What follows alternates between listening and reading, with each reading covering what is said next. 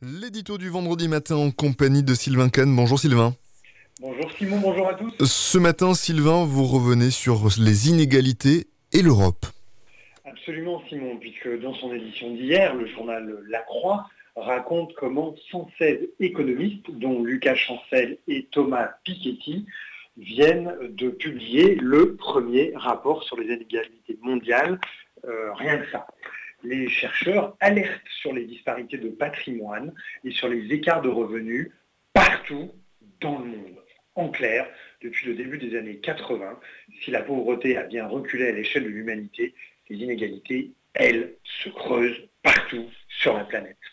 Alors le colossal travail de fourmi effectué par les chercheurs frappe également par sa dimension géographique. Cette explosion des inégalités n'a pas la même ampleur dans toutes les régions du monde. C'est au Moyen-Orient qu'elles sont le plus fortes et c'est en Amérique du Nord qu'elles ont le plus augmenté en 35 ans. Alors, me direz-vous, où se situe l'Europe ? Eh bien, bonne surprise, l'espace européen est la région du monde la moins inégalitaire du monde. Notre continent n'est pas épargné par la tendance générale à la croissance des inégalités. Il l'est d'autant moins que, pour faire très schématique, la réduction de la pauvreté dans les grands pays émergents, comme la Chine, qui est elle-même la deuxième région la moins inégalitaire de la planète, eh bien cette réduction de la pauvreté dans ces grands pays émergents va de pair avec la fin de l'âge d'or des classes moyennes, de la classe ouvrière et du salariat en Europe comme en Amérique du Nord. Alors, comment expliquer cette résistance relative des sociétés européennes au creusement des inégalités ? Eh bien, par les politiques publiques, par les politiques publiques, par les politiques publiques. Ainsi, le niveau de déréglementation ou de réglementation, ainsi le niveau et l'accent mis sur les politiques d'accès à l'éducation, ainsi les politiques fiscales ou au contraire les politiques d'absence de fiscalité, eh bien, toutes ces politiques, toutes ces variables jouent un rôle très important.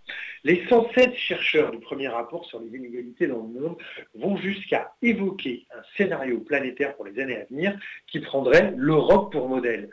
Si une grande majorité d'États dans le monde adoptait une trajectoire du type de celle des États de l'Union européenne, c'est-à-dire avec des politiques éducatives et salariales, je cite, plus favorables aux classes moyennes et populaires, eh bien, les inégalités reculeraient légèrement, résume le journal La Croix.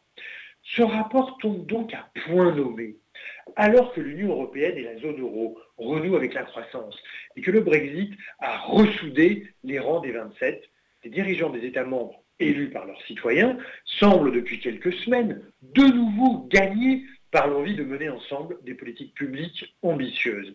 Ce rapport est donc un encouragement à consolider au niveau de l'Union européenne ce modèle européen composé pêle-mêle d'État-providence, de régulation du marché, de protection du consommateur, d'investissement dans la recherche et l'éducation, de lutte contre l'évasion fiscale, d'une politique fiscale juste et redistributive. Ce qui passe, on le sait, à l'échelle de l'Europe par la fin du dumping fiscal, et par la fin du moins-disant social. Ainsi, en dévoilant l'existence d'un modèle européen de résistance au creusement des inégalités, ce rapport conforte notre analyse que l'UE est en situation de donner à la réduction des inégalités sur tout son territoire une priorité politique majeure. Ne pas le faire ne serait donc pas seulement une erreur, ce serait une faute politique, car c'est bien en s'attaquant à la réduction des inégalités que l'UE retrouvera sa légitimité chez tous les citoyens et combattra efficacement l'euroscepticisme. Peut-être de quoi réfléchir durant cette trêve hivernale qui arrive avec les vacances de Noël et la nouvelle année. Merci beaucoup Sylvain. Espérons-le, merci à vous et très bon week-end à tous. À la semaine prochaine.